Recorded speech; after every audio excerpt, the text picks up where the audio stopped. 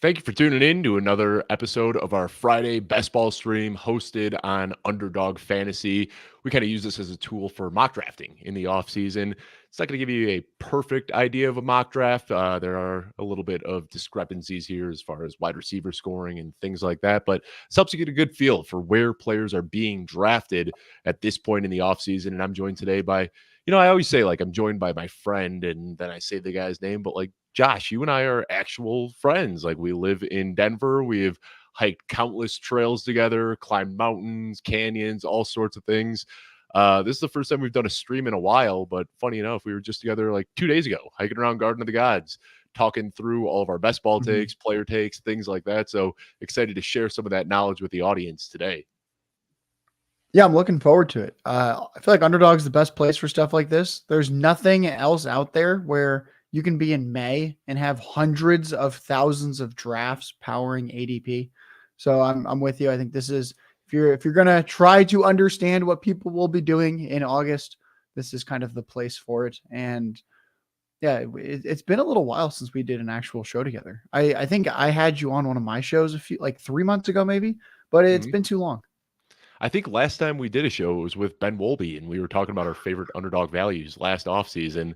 Alfredo knows me well. I had a call early this morning, 7 a.m. my time. That call wrapped up, and then I had to get a quick workout and a shower in. But we are ready to go. So let's go ahead and jump in. As always, we're going to do this Best Ball Mania, where we are going to attempt to win $1.5 million, but we've also got some fun new contests coming out as well. Josh, we were talking about the marathon and the sprint. The marathon is kind of an accumulative throughout the course of the entire season, sort of like drafters, if you've ever played on drafters before, which is fun. But I really like the sprint. Why don't you talk to us a little bit about that? Because it's very similar to Best Ball Mania, but I like the playoff structure a bit more.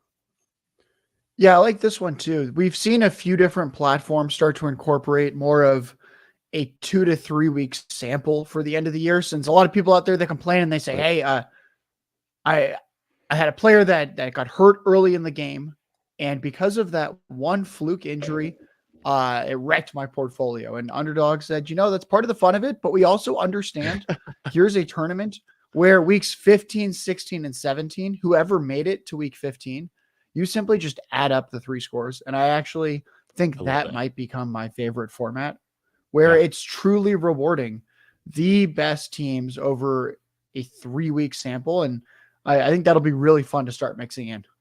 Yeah, and I love Best Ball Mania. I think the $50 price point for the sprint might scare off some people. I mean, if you're looking to max that one out, you're looking at $7,500. That's have they said yet? I think it's going to be $150 max, right?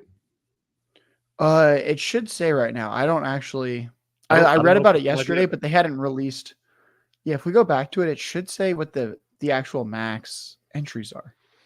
All right. Well, this room just filled up, and we've got Alfredo Brown, GM. Thanks for joining that, Alfredo. Yeah. Let's see who else we've got. Oh, Jack Hoffman. I don't know who that is, but that's a fun name to say out loud on a stream. We're picking from 110, and 110. I like that spot a bit because we start queuing these guys up. 1, Christian McCaffrey, of course. 2, 3, 4, 5, 6, 7, 8. We're gonna get one of Puka Nacua or AJ Brown. And Josh, I'll spoil it a little bit because we talked about this just a couple of days ago when we were hiking together. I said this is the one first-round take that I have is willing to put A.J. Brown ahead of Puka Nacua. For the most part, I adhere to ADP, but A.J. Brown ahead of Puka is the one chance that I am willing to stray. I also know your takes when it comes to running backs. You said Bijan Robinson and Breece Hall project for you very similarly to Christian McCaffrey, and you feel like you're getting similar production and at a much cheaper cost. So when you're drafting here from the 10 spot, who are you typically looking for? Bijan, Breece, AJ Brown, or are you okay taking Puka if he falls?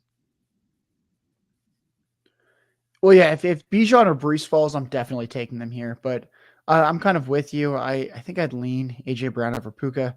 I don't want no Puka, but I've definitely taken AJ Brown ahead of him a few times. I've also occasionally just taken Garrett Wilson instead of Puka a couple times. What I like about Bijan and Breece is that they're much younger than Christian McCaffrey. The offenses overall are less crowded, so I think there's more touch upside. We actually saw Christian McCaffrey's overall workload start to decline last year.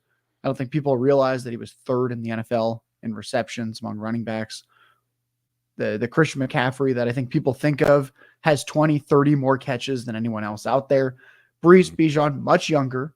They both play with immobile quarterbacks that are good veterans coming off Achilles tears. It's We're going to be not getting check down either of them, central. So unfortunately. no, it doesn't Unfortunately, look they like both it. went off But the board at 6 and 8. But I mean, there's no question here, right? We're taking AJ Brown, right? yeah, let's take AJ Brown. Let's stack some Eagles. I like it. And I feel like when you take AJ Brown, it kind of works out. You can't get it every single time, but when you get to this third round pick here, a lot of times at 310, you'll end up getting Jalen Hurts. So we will be on Jalen Hurts lookout. Hopefully, nobody snipes us there. Um, this top of the second round, though, man, I'm not too crazy about a lot of the guys here. Talk me through Jonathan Taylor and Saquon Barkley. They're guys that I've seen sliding a ton. Are you okay taking them early? Or I guess we're on the clock pretty quickly here. So kind of talk me through your process. We got Marvin Harrison, Jonathan Taylor, Saquon Barkley. Unless you wanted to look a little bit further down the board to Ayuk, Olave. Who are you typically looking at? Yeah, this is a spot of the board I don't really like that much either. I think Jonathan Taylor and Saquon Barkley, it's kind of hard to see the massive upside just because of the likely lack of pass catching from both of them. Marvin Harrison's so ridiculously expensive for a rookie, but I can see how, like, if in weeks 15, 16, 17, he pops. I think we can just take Marvin Harrison since he fell a couple slots. But the one guy that I've taken a lot in this range is Nico Collins. People hate Nico Yeah. Collins. They haven't been taking him. And I did a stream yesterday, actually, on a draft, and I was talking through in the comments with some people that didn't like that I'd been taking Nico Collins, and he had like 6, 7 top 5 finishes last year. All Nico Collins did was pretty much every other week was giving you like 20 to 30 fantasy points. It's Right. very, very hard to find that. There's more target competition now with Stephon Diggs there, but Diggs is also older. He's never played with Stroud. Tank Dell is small and a massive injury risk. So I think Nico Collins just feels like the guy that I want to be overexposed to in that range. But the problem is you can't just always take him in the early second, or you'd have like Right. 80%. 80%. Nico Right. Collins. Yeah.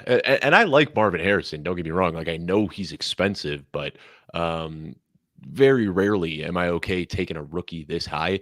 But it all just like with him being a polished, pro ready prospect with a quarterback who has proven the ability to support elite fantasy wide receiver ones, I'm okay doing that. I mean, this is a team that we know is going to throw the ball a lot. We know they have a good quarterback. We know they have a pressing need for wide receiver one. The stars are kind of aligning and it makes sense. And I also like, Kyler Murray is one of my favorite quarterback values in drafts right now. So when you do take Marvin Harrison, then it opens up the Kyler Murray stack, which I'm a big fan of. So I've done this start a few times in BBM drafts where I've ended up with AJ Brown and Marvin Harrison, and I have no issues with it. I like this start quite a bit. Yeah, me too. We can also, it opens us up potentially for Trey McBride later on if we wanted to do a little double stack. I actually don't think it's like the best value double stack. I think either one of Harrison or McBride hits with Kyler. Maybe they both do. I've actually yet to get all three. There have been, I think, 3 drafts where I got Harrison and McBride, and all 3 drafts someone took Kyler early. And I was like, you know what? I do that too. He's a great value in a vacuum. Yeah, and I feel like this whole Cardinals, I mean, Marvin Harrison's expensive, Trey McBride is expensive, but once you get outside of that, it seems like Kyler Murray's at a huge discount.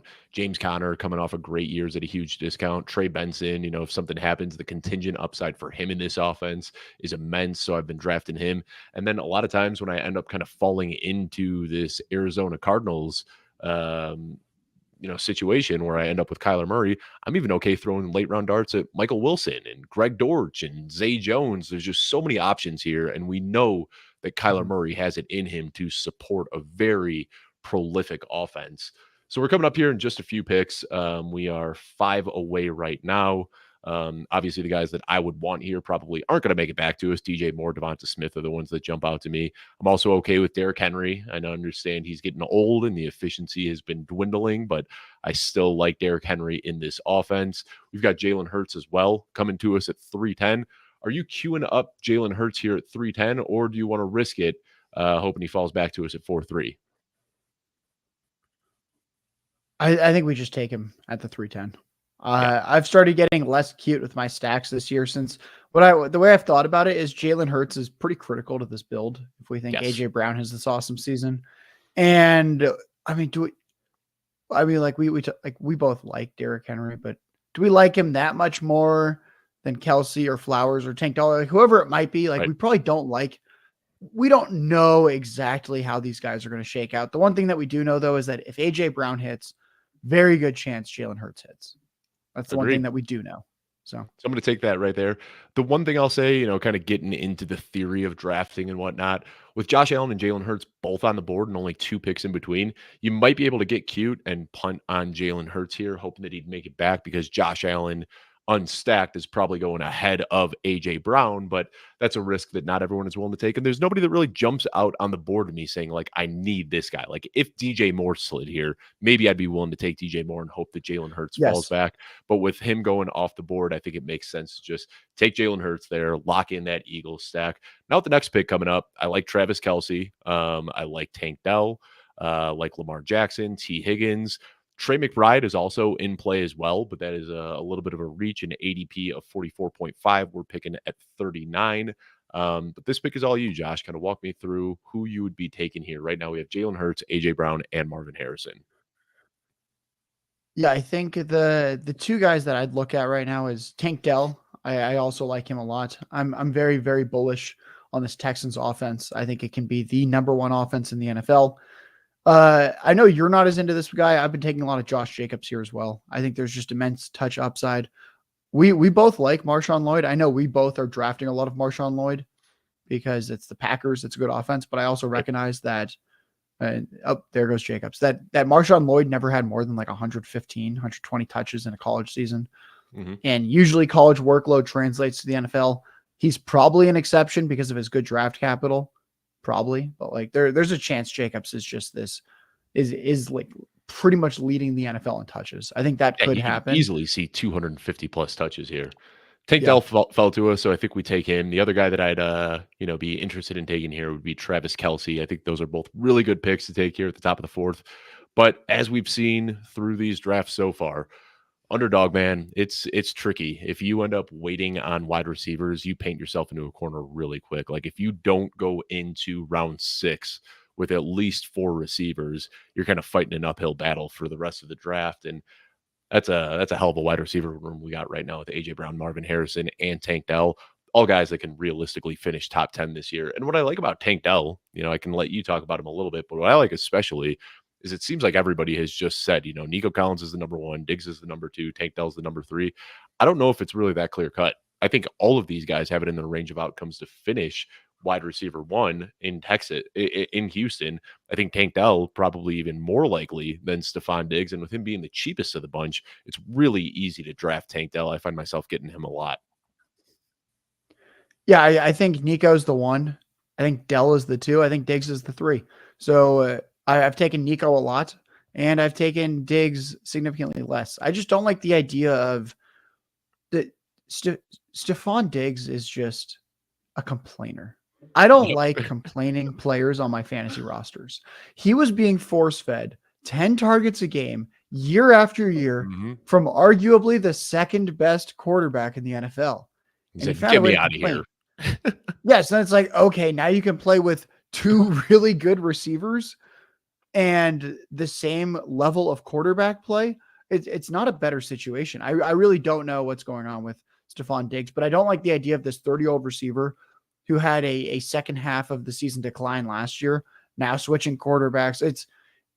I think Diggs can be fine. I think he's got some upside in a given week, so I don't want 0 of him on underdog, but I definitely want a lot more of Collins and Dell when Dell's cheaper and they're both younger by a lot than Diggs. Yeah, I'm completely with you there. Diggs is one of those guys. If he falls like a half round, I'll draft him just in case. But I never really feel Mhm. good looking back on my teams after drafting Diggs. Now we got somebody in the chat right now saying, will Underdog be posting more low stakes tournaments soon? Obviously, what we're doing right now, not necessarily high stakes, but $25 buy-in. You're playing against a lot of people who are maxing this contest out, playing for $1.5 million. This could be daunting to a lot of people. So They do the Pomeranians and the puppies and the Chihuahuas, which are $3 and $5 each. They launched another contest today that has a $15 buy-in. And if you sign up with promo code Football Guys, you'll get a 50% deposit match with up to $250 coming back to you in bonus cash. So check that out, underdogfantasy.com. Use promo code Football Guys, and you will get that 50% deposit match and start drafting immediately. Let's go ahead and take a look. We don't normally do this, but since we do have my co-host on here, Alfredo Brown GM, let's take a look at what he's doing. Jamar Chase, Mike Evans, Michael Pittman, Trey McBride. Of course, he's the one that sniped us on Trey McBride. So listening to the show, knew we wanted that Cardinal stack and went ahead and took Trey McBride anyway. But I think that's another good, we did the 3 wide receivers and a quarterback, 3 wide receivers and a tight end is another way that I like to start off my drafts. Something else we've talked about a lot on this show so far. Josh is trying to leave with one of the, I think the elite tight ends this year kind of end after Evan Ingram. So we've still got Kyle Pitts, George Kittle, Evan Ingram on the board. Are you trying to get one of these guys in this build? We've got Kyle Pitts coming up here, but that would be unstacked. We've got Kittle coming up later. We're up in 3 picks here. The CJ Stroud, probably not in play, even though we have Tank Dell. We don't want 2 quarterbacks. Terry McLaurin is the only really receiver before there's a pretty big fall off, in my opinion. So McLaurin's off the board. And like I said, I think there's a pretty big fall off in receiver here. Who are you looking at? CJ Stroud, James Cook, Rachaad White, Kyle Pitts. I'm looking at Kyle Pitts. Yep, that's where I am too. Talk to me about Kyle Pitts. Yeah.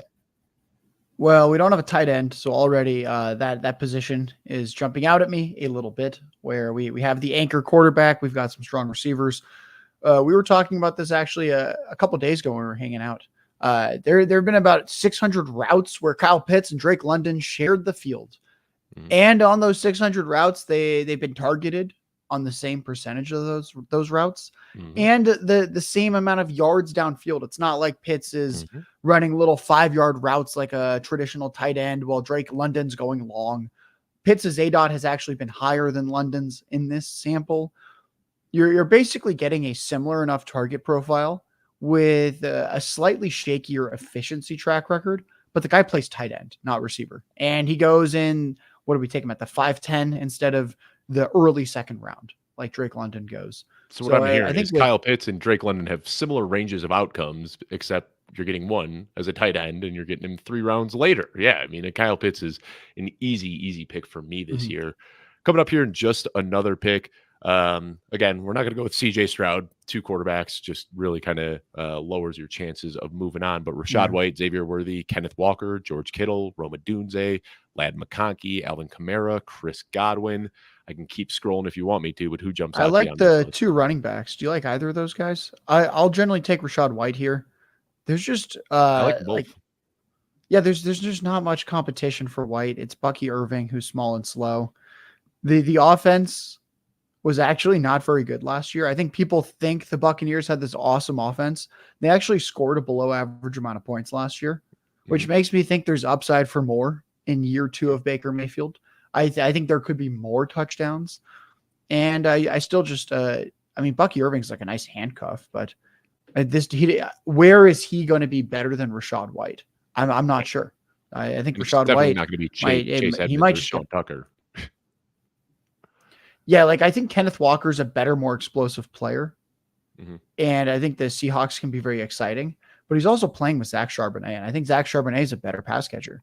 Yeah. I really like when you look at a running back and you go, I think this guy is clearly better than everyone else on the team in multiple areas. And I think that's kind of why we've talked about some of these other running backs where we go, DeAndre Swift, there's probably some upside because he's a bear and they might score touchdowns. But is Khalil Herbert a better pure runner? Is Roschon Johnson a better pure pass catcher?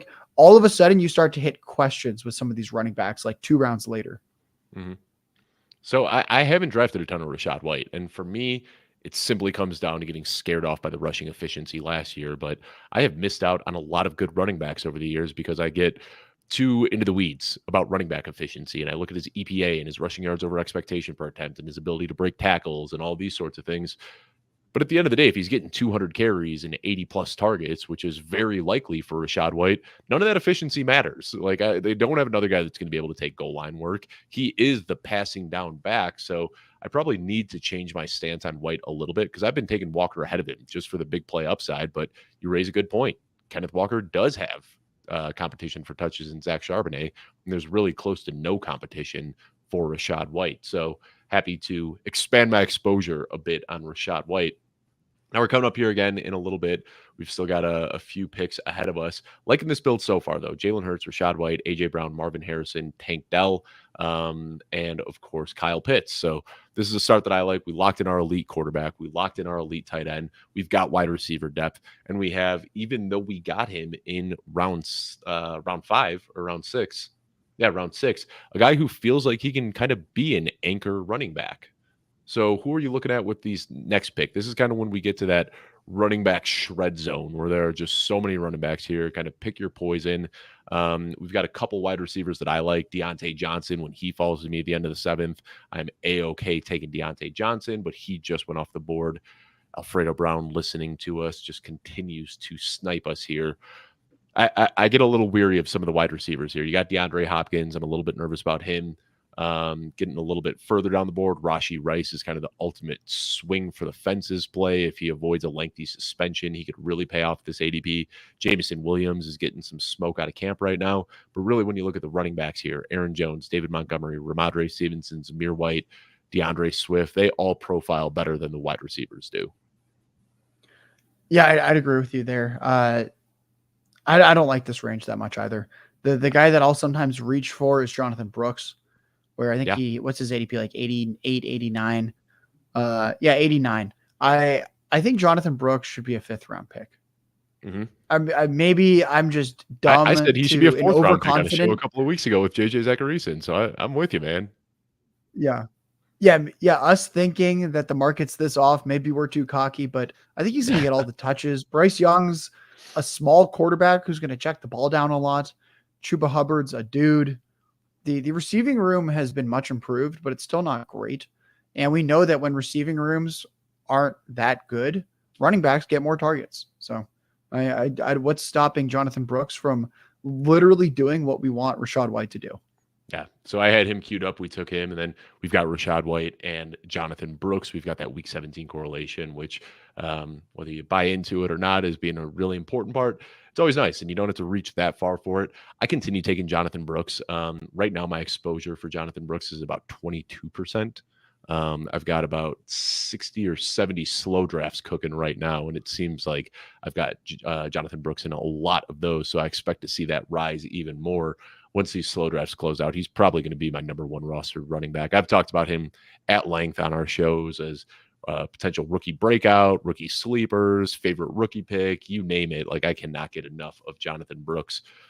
So next pick coming up here, somebody I'd be entertained towards is Jake Ferguson. Yeah, let's hear it. We've already got Jalen Hurts and A.J. Brown. We get that week 17 correlation with Jake Ferguson, and then we are just set with Pitts and Ferguson. Never need to look at tight end again. I'm okay kind of going with 2 early tight ends this year, knowing that one of them can fall into your flex if they both have big weeks. So Ferguson is a guy that I'm okay taking. Also like Zamir White. We talked about him a little bit. Projects for a lot of workload, but could lack the high weekly ceiling. I like Jalen Warren as well. I like Zach Moss. There's a few guys here that I'd be okay taking, but we're up in just one pick. Ferguson just went off the board. Rashee Rice went off the board. I could scroll down a little bit if there's anybody else you want to see. Cortland Sutton, Curtis Samuel, Tyler Lockett, but we're probably going running back here. Who do you like out of Ramondre Stevenson, Zamir White, DeAndre Swift, Jalen Warren, Zach Moss, James Conner also? I was going to say, I think James Conner is kind of a fun one because we have Marvin Harrison. And we're not taking Kyler when you have Jalen Hurts. That's kind of too much quarterback capital. What we can say though is that we think the Cardinals are going to be a pretty good offense, and we think the reason that Kyler doesn't quite hit is because James Conner gets a few too many touchdowns. So it's a pretty easy narrative. We see this a lot actually, where good offenses have a running back and a receiver hit. We saw that a lot, like with the Vikings. You'd see Justin Jefferson and Dalvin Cook getting there, or like Adam Thielen and Dalvin Cook getting there. Like there's a lot of these consolidated offenses where you see the running back and the receiver. last year you often saw like Mixon and Chase hitting in the same week. So I think this is kind of fun. We've reached on Connor and Brooks, but then what's nice is like Rashad White fell to us. And that's why I don't really worry about these like half round either Yeah. reaches or I think if whatnot, you're because operating a within guy like will 6 or fall to 7 you half picks. around. And yeah, I think the people out there that don't let themselves lean outside a few picks, you're rarely going to complete stacks that way. You're probably going to have teams that look like everyone else's because a lot of people do that. Most people aren't comfortable taking slightly different players. So what we have right now is probably a pretty tough to get start because you need Rashad White to fall and want to take him, but then also be unconcerned with reaching half around on back-to-back running backs later on. So it's a very unique start, which I like. Yeah. And I see Kyler Murray. It looks like he went a little ahead of ADP at 612 here. So, I'd be okay taking Hurts and Kyler if Kyler slid to us below ADP, but looks like we weren't getting him in this draft room. So we've still got a few picks coming up here. I'd say the weakness right now, even though we invested early at wide receiver, that's probably the weakness in this draft room. I am very happy with this running back stable right now of Rashad White, Jonathan Brooks, and James Conner. AJ Brown, Marvin Harrison, and Tank Dell, a solid 1, 2, 3 punch, but we're going to need a little bit of depth there. We've already got our elite quarterback and our elite tight end locked in. So probably start looking towards wide receiver here a little bit. Tyler Lockett always feels like a discount every single year. Mike Williams, a little concerned about how he could bounce back from the ACL. Not crazy about Romeo Doubs. I'd rather get some other Packers receivers later. Khalil Shakir is a guy that jumps out to me as somebody that I like, but we've also still got Zach Moss, Tony Pollard, Trey Benson, Javonte Williams, some good running backs on the board. So this might be one of those situations where we find ourselves just building a very strong running back room and then just taking kind of a quantity over quality approach at wide receiver. Yeah, I'm kind of curious how the board falls. The other one that I think is interesting is I've taken both Cardinals running backs a few times where I think one of those guys has a huge week and they might ping pong. We've seen James Conner miss 4 to 6 weeks at a time and then Every come year. back and be awesome kind of Yeah. immediately. So I think that's interesting. Although now that I'm looking, I mean, bye week Twitter is going to come for us. All our running backs are week 11. Yep. I've never done that before. There's So not Trey many Benson teams might on be. bye in week 11. Yeah, so we might Maybe want to not Trey avoid Trey Benson. Benson for that reason. I've been loving Tony Oh my Pollard. I don't know if goodness. he's going to fall to us. I like Tony Pollard, and again, Yeah. when you have an ambiguous situation with two cheap running backs, I'm okay with Tony Pollard and Tajay Spears taking both of those guys if they fall to me. Yeah. So we're probably avoiding Trey Benson here because of the Week 11 buys. Yeah. Yeah. I We've like got some Pollard decent wide and Lockett. receivers. Yeah, those Yeah. are the two guys that I would be looking at here. I'm with you. No Let's try to get guarantee one of that them. we get them, but as long as somebody else goes, we'll keep those guys queued up. So let's say hypothetically, Pollard and Lockett go off the board right here. Who would kind of be your third option? I mean, there's nobody that I really like here. Well, there goes Tyler Lockett off the board. So we're Yeah, I hoping think Tony we Pollard should goes all the probably. way. Oh, thank God! I was going to say we should probably rage quit if we don't get either of them. So it's good that Pollard fell. That is all the hotness lately. But we've still got another pick coming up here in just a few. And man, I think we got to go wide receiver here. I like Khalil Yeah, I think Shakir. so. I like Rashid Shaheed, but we could also add a second tight end here in Dallas Goedert, a guy that I'm not crazy about, but just to kind of build on that Eagles stack a little bit. Yeah, I think I'd go receiver here since we just have 3 of them. Running back looks awesome. Yeah. I mean, if great we running ended up just sticking with 4, it's an ugly 4, but I don't think it's a 4 that can't work. Or you can really see like White and Brooks getting a ton of touches. You can see Benson being not that good and Connor getting a lot of touches. And I mean, we could see Pollard being like the pretty clear 1A in that committee. So Yeah. I think the running back room's very, very fun where there's actually not that much draft capital into it for a 4 running back build, but we don't legally need to take a 5th at this point. So yeah, I think Shaheed would be top of my queue. Yeah. And Well, then here we are, Goddard. 3 picks up. Shaheed, Goddard, Shaheed off the board. I mean, Oh I my know we god. need receiver, but I don't know how far we wanna reach. We've got AD Mitchell, who I like, I just Jacoby Myers, who I like, but I don't know if we wanna reach that far down the board for a receiver at this point. I think Goddard is probably the smart move, then we're done with tight end, and yeah, we've got, Hurts, sitting just pretty pound without check. receiver. And I think that's Yeah, what we might end up doing, yeah. And then let's see, looking at the, so we'll go yeah, we're Goddard gonna here? and then we're just gonna absolutely hammer some receivers. Yeah, and I'm trying to think, let's see, we've got, yeah, no backdoor stacks really, unless we wanted to go with Will Levis or Bryce Young, which I don't dislike either of those guys, but yeah, we're definitely going to be going pretty receiver heavy here. Yeah, Yeah, I mean, with our we've we'll got have some good receivers coming up. 8 picks left, and we're probably going one quarterback and nine or one quarterback and 7 receivers with those next 8 picks would be my guess. Uh, yeah, I think we either go like a two quarterback, 4 running back, 10 receiver, 2 tight end build, or 2 quarterback, 5 running back, 9 receiver, 2 tight end. But Yeah. I think quarterback we should stop at 2 since we have Hurts. Tight Mhm. end we already have Pitts and Goddard, so we're set. And then running back, I think it's either 4 or 5. So I think we just kind of see how the board falls and what these receivers look like. I also want to help out. I see Michael Vidala right now in the chat saying that he is not seeing the new tournament show up. I'm sure you've noticed this, Josh. A lot of times the new Oh, tournaments yeah. don't show up on desktop. They'll show up in the app first. So maybe try seeing if you can see the tournaments in your Update app. the app. I Yeah. updated the app this morning and then they showed Mhm. up. Yeah, and a lot of the times they still won't show up on the Underdog Fantasy website, but you can join from your phone and then draft from your computer if you prefer to do it that way.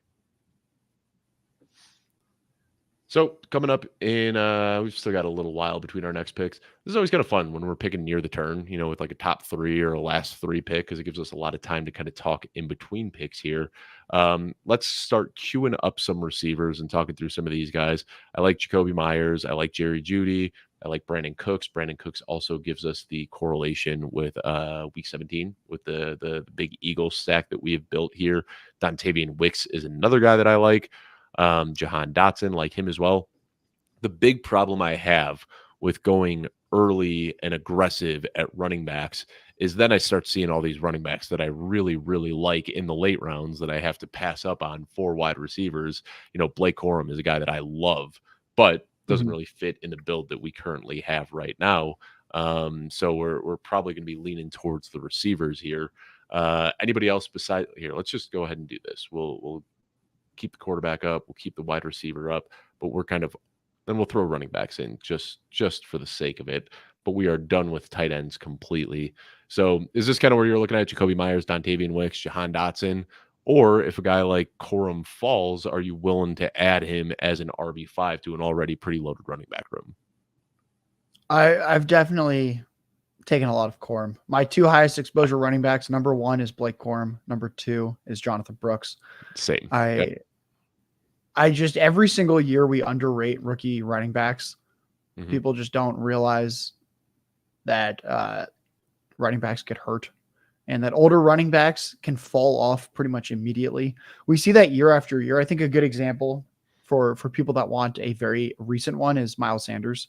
Miles Sanders was pretty much coming off like his career year with the Eagles, goes to the Panthers, signs a fat deal, and falls off a cliff. What, like 4 weeks in? Like Yep. that's the kind of thing that can happen where nobody out there was like, wow, Chuba Hubbard's got a lot of opportunity, even if Miles Sanders stays healthy.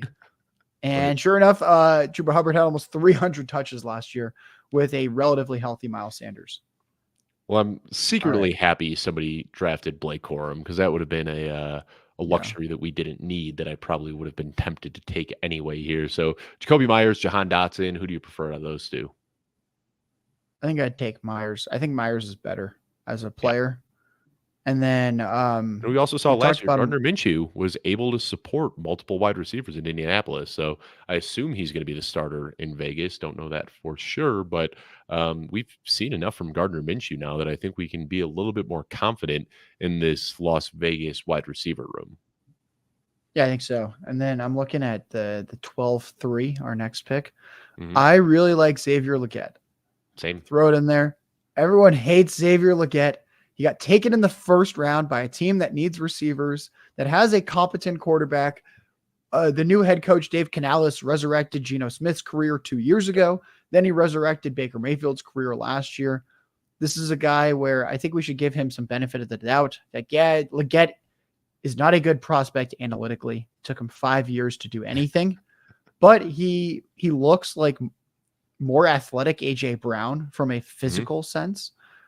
And a lot of teams liked him. It's not just like the Panthers liked him. There was a lot of buzz that he could sneak into the first round.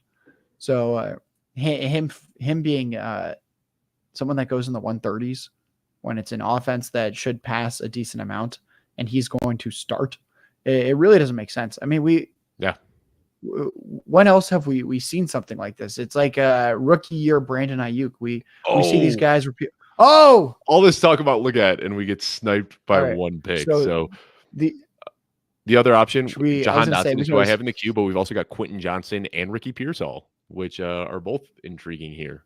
Yeah.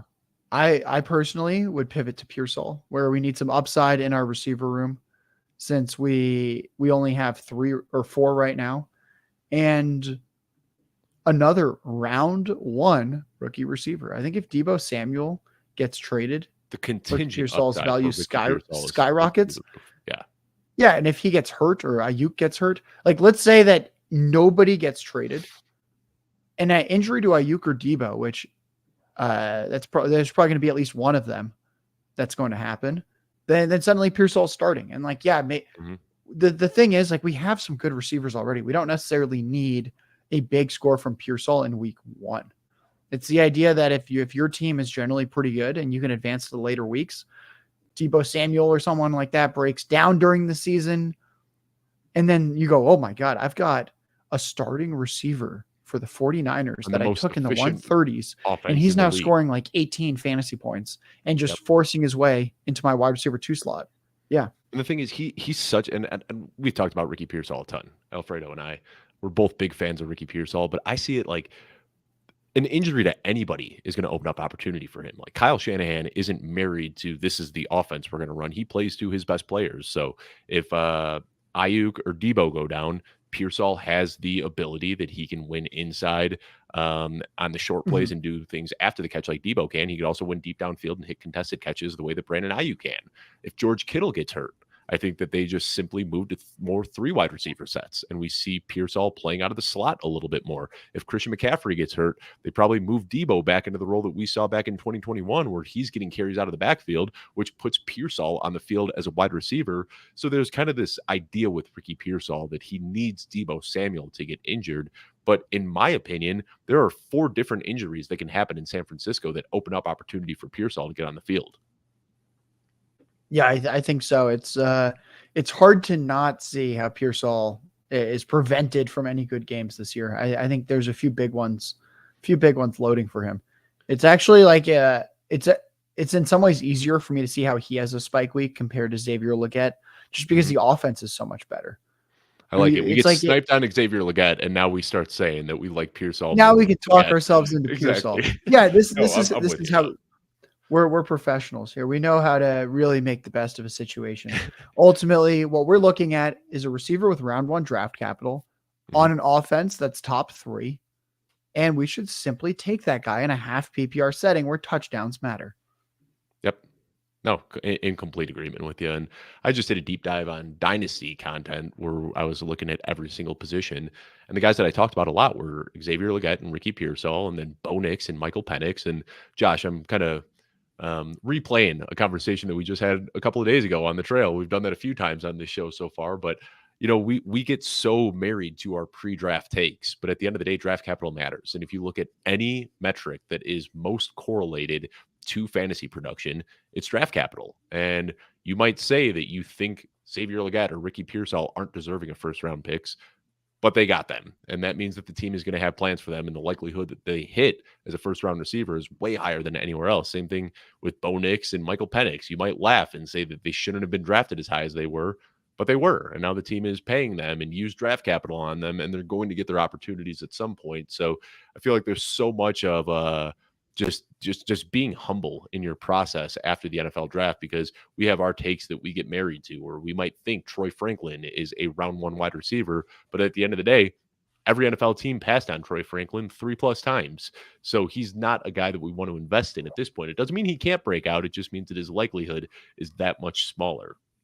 Now we're coming up again in a few Mhm. picks here. We could go with a sliding Kirk Cousins, even though we already have Jalen Hurts. That does work with the Kyle Pitts pick that we have, so wouldn't be totally against that if Kirk slides to us. Jermaine Burton, another rookie with tremendous upside, and we are talking about swinging for upside with these late wide receiver picks. Burton absolutely has that, could find himself on the field immediately, so I like him there. We just talked about Troy Franklin, not a guy that I'm super interested in, but need to work some exposure in at some point. But who's the guy that jumps out to you? We're up here in 3 picks. Is it Burton for you as well? How would you feel about Kirk Cousins if he falls?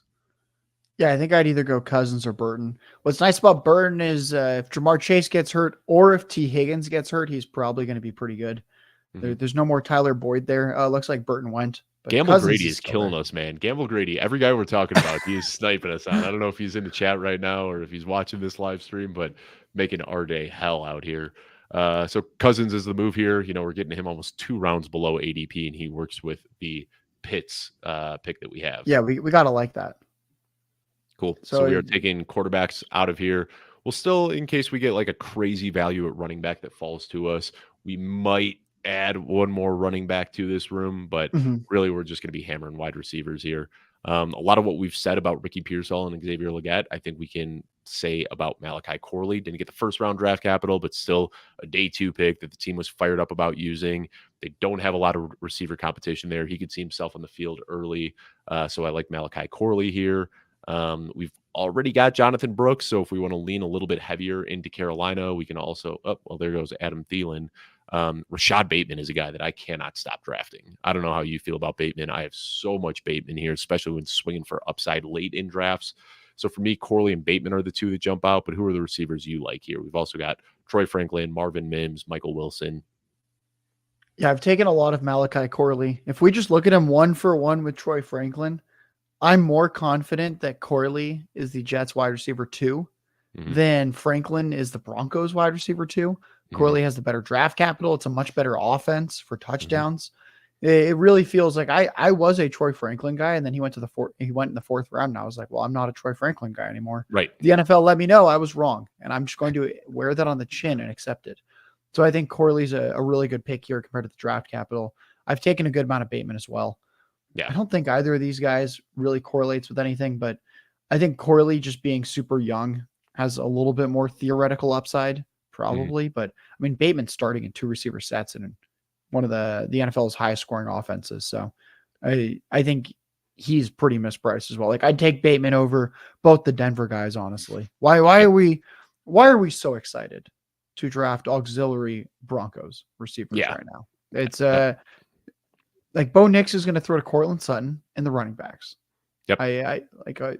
This is not a quarterback who's going to be chucking downfield at high volume to Franklin and Mims. And he does have that college connection with Franklin, so we can't discount that. I mean, that means something. But I'm with you. I think that just the Sean Payton offense is predicated around getting the ball to running backs. So when you're looking at the Broncos and the players you want to invest in, the guys that jump out to me are Javonte Williams, now another year removed from the knee injury. He might be able to kind of return to form as the elite talent we saw a couple of years ago. And Jaleel McLaughlin. And we talked about this. I know you're also in on Audric Estime. I think that's just kind of a good process is to invest in all of these running backs. All of them are going to have a lot of high weekly upside because of the pass catching abilities here. So I like all of those running backs. But yeah, Franklin and Mims are guys that I've struggled to get on board with. Bateman off the board, so we're not going to get him coming back to us. I didn't expect that. We're still a few picks out here. Michael Wilson works with, we've already invested in the Cardinals, so Wilson is a guy that we can draft as well. Luke McCaffrey, not a guy that I'm crazy about, but we are looking for upside here, and we've got Kirk Cousins and Kyle Pitts stacked, so McCaffrey would kind of work in with the Week 17 matchup there as another high upside guy. And as you can see, when you look at this receiver room, we got a solid core of AJ Brown, Marvin Harrison, Tank Dell. We took Jacoby Myers, who I think is just undervalued. But outside of that, we're swinging for upside here. Ricky Pearsall, Malachi Corley, and throwing in a guy like Luke McCaffrey kind of fits in with that mold of just swinging for the fences with these late round receivers. Yeah, I think there's a chance that he's just better than Jahan Dotson. We saw Dotson Mhm. kind of fall off a cliff last year, and it's not like his rookie year was awesome either. His rookie year was fine. So we have this Those fine rookie touchdowns. year. I want to say that his Yeah. rookie year wasn't great. If you look at the peripheral metrics, he just scored a lot of touchdowns. Yeah, this isn't the best example, but I don't think it's far off to say that we could see Jahan Dotson on the Elijah Moore path.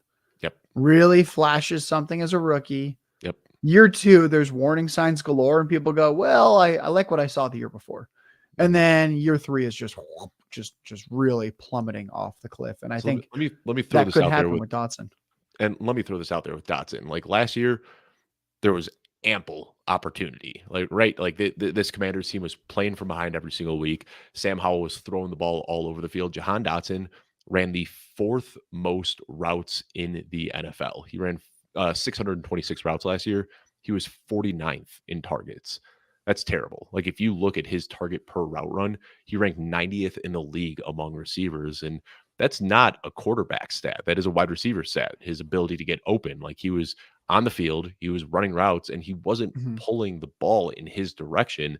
That's concerning to me. And now going into year three, we're kind of holding on to some of the pre-draft priors, but it just really hasn't turned into production so far. So all that talk about the Commanders wide receiver too. Is McCaffrey the pick here? Yeah, let's take McCaffrey. He got third round draft capital. Jaden Daniels threw for almost 320 passing yards per game last year. I know he's mobile, so maybe the volume isn't super high, but he's shown that he can be a pretty elite passer of the football in college. So I think there's a real chance that this Commanders offense goes from one of the most frustrating units to Mhm. one of the better like fantasy gold mines where Howell had crazy volume, but like it didn't really help many people. It was very weird last year. Howell Yep. had this insane volume, but he spread the ball out a lot and no one really got there in fantasy because he just couldn't actually like finish a lot of these drives. It was a very strange situation. Like I think Terry McLaurin's target share was like 19 to 20% throughout the year. It was very weird. Nobody was really getting all the targets. All we knew was that Jahan Dotson was not going to get the targets. So I'm queuing up another few guys here that I'm interested in. Demario Douglas, Zay Jones, again, just kind of works with the Cardinals that we've been drafting so far, and Javon Baker. I'm kind of confused to see Baker going ahead of Demario Douglas. What we saw last year was that when Demario Douglas was Mhm. on the field, he was just a target magnet. I feel like he is grossly Yeah, mispriced right now. So I like Demario I Douglas agree. here, best of the bunch. Zay Jones also kind of works with the build a little bit, but who do you like out of this bunch? Yeah, I could go to Mario Douglas. And it looks like the team's wide receiver one. You get Yeah. him at pick 183. The other guy I'd float out there is I've taken some Demarcus Robinson. I think Mhm. he's another guy where Yeah. there's actually Yeah. he's kind of like Jermaine Burton, Mhm. except that we know Demarcus Robinson can do it. Where if anything happens to Cooper Cup or Puka Nakua, Demarcus Robinson slots in there. And And I'm last year, gonna Demarcus Robinson was eaten last year when Cooper Kupp and Puka were both healthy. So I don't even know if he needs the injury. Like he's just a good receiver. I'm going to cue him up as well because, Mhm. again, having invested in James Conner and Marvin Harrison, then we get that Week 17 with Demarcus Robinson, but he goes off the board, so that's not going to happen either. We got 2 picks left in this one. And, I think we did a pretty good job of filling out this wide receiver room despite waiting a little bit to add some depth to it. We got what we wanted in some upside guys. So AJ Brown, Marvin Harrison, Tank Dell, Jacoby Myers, Ricky Pearsall, Malachi Corley, Luke McCaffrey, and Demario Douglas. At this point, we could use these last 2 picks. We could use them both on wide receiver, but I'd kind of be okay maybe doing a wide receiver and a running back to close out this draft. We're set at quarterback with Jalen Hurts and Kirk Mhm. Cousins. We're set at tight end with Kyle Pitts and Dallas Goddard. I feel like maybe finishing out here with a running back and a wide receiver isn't the worst idea. Yeah, I like this. We could potentially sneak in a little backdoor Falcons double stack with Hmm. Rondale Moore. Hmm. I think that could be a little bit interesting. And we could take another running back. And I know this always makes for good audio for people that listen to the stream. I'm just gonna read because I saw this yesterday and it blew me away. I'm just going to read DeMarcus Robinson's fantasy points weeks 13, 14, 15, 16, 17 last year. Basically, when you need to have fantasy points to make money. These 5 weeks in a row. 15 and a half, 13 and a half, 15, 20, 13 fantasy points from DeMarcus Robinson. It's Raise your hand kind if of you had Demarcus mind-blowing. Robinson as last year's league Yeah. winner. Yeah, DeMarcus Robinson was giving you fantasy wide receiver 2 production in the final 5 weeks of the fantasy season last year. I don't think that happens, but I think it could happen, and it could definitely happen if Cup or Puka gets hurt. So that's why he's kind of been in my rotation. Is I just see that and think, well, if he's done it before, Yeah. as And I in last see year. Bob Harris in the chat is he was a big fan of Demarcus Robinson and did a write up on him when he re-signed because it's a good signing. And yeah, I'm in complete agreement with you on that. I want to take a look real quickly. Yeah, I'm looking through. And man, they were all eating last year from that week Mhm. 13 to week 17 stretch. Puka Nacua was the wide receiver 3, Cooper Kupp was the wide receiver 7, and Demarcus Robinson was the wide receiver 12. That is Oh, unbelievable that for ooh, over a month, Matthew oh, Stafford was able to support 3 wide receiver ones. we like that. So I'm looking right now. Mhm. Dave, we both like to stack. Rondell Yeah. Moore often doesn't get drafted, so we probably don't have to take him at pick 17. Theoretically, what Mhm. would make the Eagles pass more? An injury to Saquon Barkley. Correct. I think we should take Will Shipley. I'm with it. So we'll go ahead and take Shipley before Moore, right? Because we'd Yeah, expect I think Shipley to Rondell Moore pick never gets 18. drafted. Yeah. All right, let's do it. And if he does get drafted, he gets drafted by the guy who has Kirk Cousins and other Falcons players, which is us. So I like that. I think Will Shipley is another good upside play for late there. And I think that makes sense. You kind of want to map out how this team could hit its highest range of outcomes. And if Saquon goes down, Jalen Hurts runs more, he throws the ball more to AJ Brown, and Will Shipley gets on the field. So we've set ourselves up for, in the event of a late season Saquon Barkley injury, this team could just be an absolute powerhouse. Yeah, pretty much anytime I have Hurts, eh, I start to look at Shipley with one of my final 2 picks. Just it seems to make too much sense that Yeah. Shipley is a good running back. He was a good prospect. He's small. He can catch passes, he can run efficiently, but you give Saquon Barkley 20 carries a game, you don't give Will Shipley 20 carries a game. And that's what I like is that Will Shipley suddenly the 1A in some committee where he's catching a lot of passes. And we've seen the Eagles just throw a lot when they need to. Like when the Mhm. running game doesn't work, the Eagles have actually just been one of the pass heaviest teams. And I think people don't realize just how pass heavy they are when they're either trailing or when the run game doesn't work. It's just that so often isn't the case the last couple of years. But I mean, Saquon could definitely get hurt. He's an older running back with a lengthy injury history. And I think Shipley's much better than Gainwell in every area. Yeah, and if you look, one of the things that I've called out a few times is that Will Shipley had the same target share in college that Brees Hall did, and we saw how that target Ooh. share from college translated to the NFL. If a guy's pulling 9% of the targets in college, that's a pretty promising sign for his likelihood to catch passes in the pros. So I like that. And then we'll close out here with Rondale Moore to just put a bow on that Falcons stack. Let's go ahead and take a look at the team here. I'm going to open this and share it in another window so we can see not what I meant to do. Hold on. Give me a second here.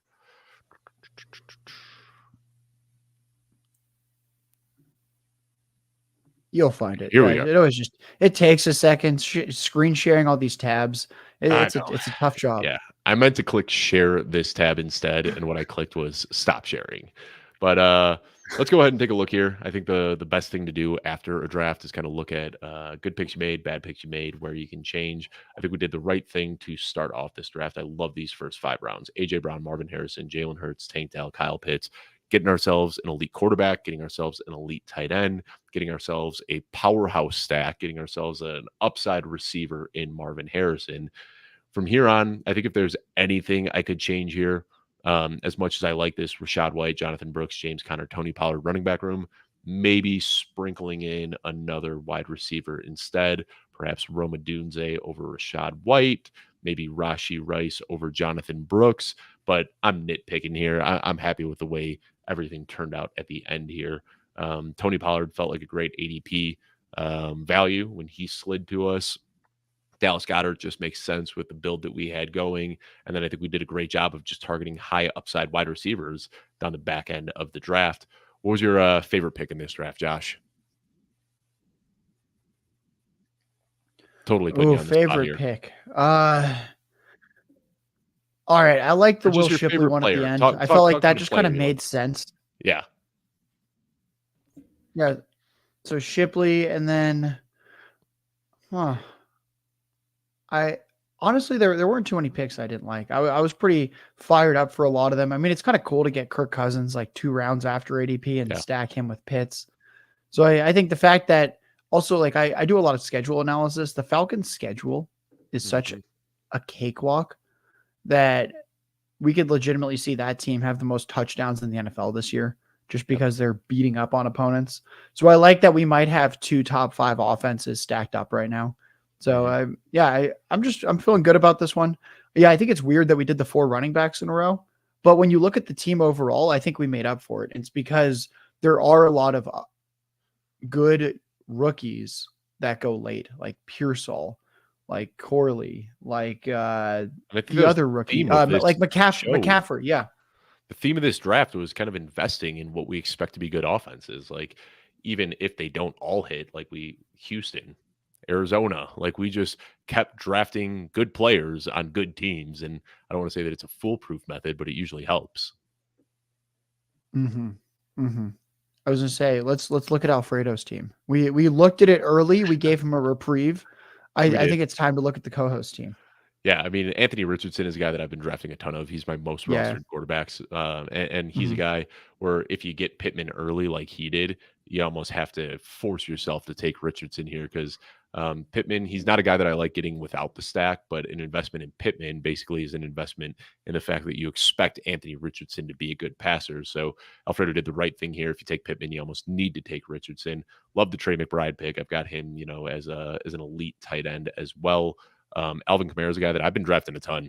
He was the half PPR or running back 5 last year, and people Yes. have just written him off for dead, which I think is absolutely crazy. Deontay Johnson, solid pick. Javonte Williams, we talked about the Denver running backs a little bit, so I always am going to like that. Blake Corum, a guy you and I both love. TJ Hawkinson, I believe he got him a little bit below ADP here. If I remember, TJ Hawkinson's ADP is about Yep. 129. He got him at 141. I'm not going to nitpick. It's a late round pick and there's upside there, but from the Twitter doctors and the fantasy injury analysis and all that we see, there's a lot of talk that TJ Hawkinson might not come back at all this year, and that if he does, it might not be till week 14.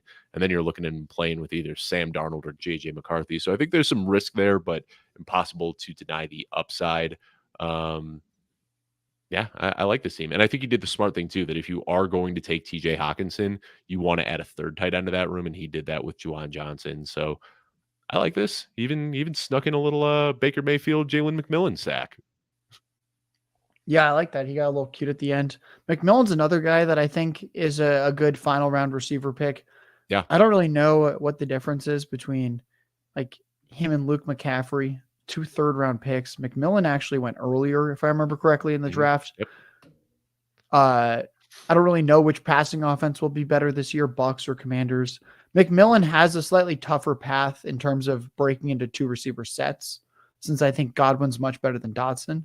But still, I think most likely these 2 guys are going to be the wide receiver 3s on average pass attacks. I didn't put it together that he also had Mike Evans. So really invested heavily into that Tampa Bay room. So Oh, that's uh, right. Yeah. yeah, so You Mike took Evans, Evans. Baker, and Yeah. Jalen McMillan. It's a good team. I like it, Alfredo. And then even snuck in Darius Slayton to go along with the Anthony Richardson, Michael Pittman stack there. So I'll give you an A minus. That's as nice as I'm going to be to you today, Alfredo. Yeah, it's a solid team.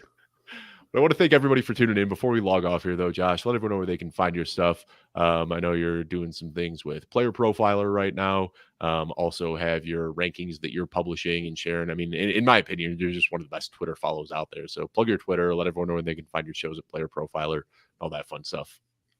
Yeah, Dave, thanks for having me. This was fun. You texted me late last night, and I was like, yes, let's Well, draft some BBM teams. let me get into that a second because I almost canceled the show. I had a late night cancellation yesterday. And again, I talked about it at the top of the show. Josh and I are like real life good friends. You were just over here on Wednesday. My wife knows you. My wife knows your girlfriend. I know your girlfriend. We've become good friends over the years. And last night, I was just like, it was almost 10 p.m. And I was like, my guest canceled on me yesterday. Like, I can't reach out to anybody this late and ask him to come on.